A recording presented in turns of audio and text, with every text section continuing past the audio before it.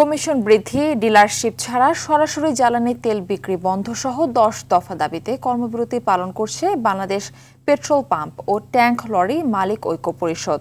কর্মসূচির অংশ হিসেবে খুলনায় জ্বালানি তেল ব্যবসায়ীরা ভোর থেকে দুপুর ২টা পর্যন্ত এই কর্মসূচি পালন করবেন। পদ্মা মেঘনা ও যমুনার ডিপো থেকে জ্বালানি তেল উত্তোলন বন্ধ রেখে ট্যাঙ্ক লরি ভবনের সামনে মালিক ও শ্রমিকরা অবস্থান নিয়ে ধর্মঘট শুরু করে। এতে খুলনার ১০ জেলা ও ফরিদপুরের ৫ জেলায় তেল বিপণন, পেট্রোল পাম্প ও ট্যাঙ্ক লরি চলাচল বন্ধ রয়েছে। সারা দেশের ন্যায় সিরাজগঞ্জের শাহজাদপুরের বাঘাবাড়িতে পেট্রোল পাম্প বন্ধ ও ডিপো থেকে তেল উত্তোলন বন্ধ রয়েছে। অবিলম্বে ১০ দফা বাস্তবায়ন না হলে অনির্দিষ্টকালের জন্য ধর্মঘটের ডাক দেওয়ার হুঁশিয়ারি দিয়েছেন নেতাকর্মীরা।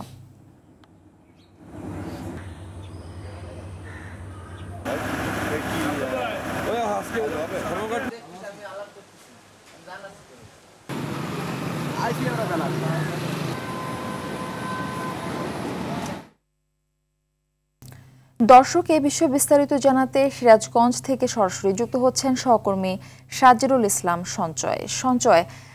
পেট্রোল পাম্প বন্ধ থাকায় সাধারণ মানুষের ভোগান্তি কেমন দেখছেন জানাবেন।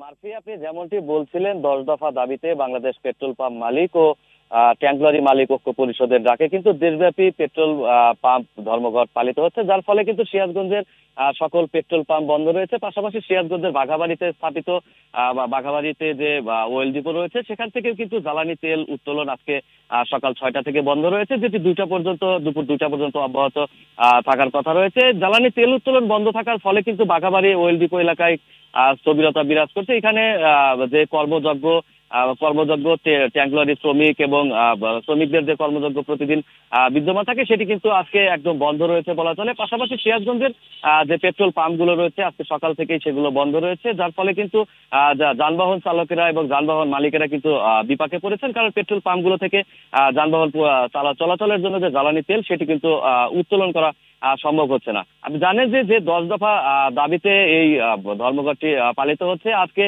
বেলা ১২টায় কিন্তু ঢাকায় প্রশাসনের সাথে পেট্রোল পাম্প মালিক এবং ট্যাঙ্ক লরি মালিকদের একটি সমঝোতা বৈঠক হওয়ার কথা রয়েছে। সেটি যদি সফল হয় তাহলে এই ধর্মঘট প্রত্যাহার হবে, না হলে কিন্তু পরবর্তীতে বৃহত্তর আন্দোলনের কর্মসূচি রয়েছে বলে আমাদেরকে জানিয়েছেন সিরাজগঞ্জ পেট্রোল পাম্প মালিক সমিতির যে নেতৃবৃন্দ রয়েছেন তারা। তো এই ছিল আমার কাছে সিরাজগঞ্জের পেট্রোল পাম্প মালিকদের এবং ট্যাঙ্ক লরি মালিকদের ধর্মঘটের সর্বশেষ খবর।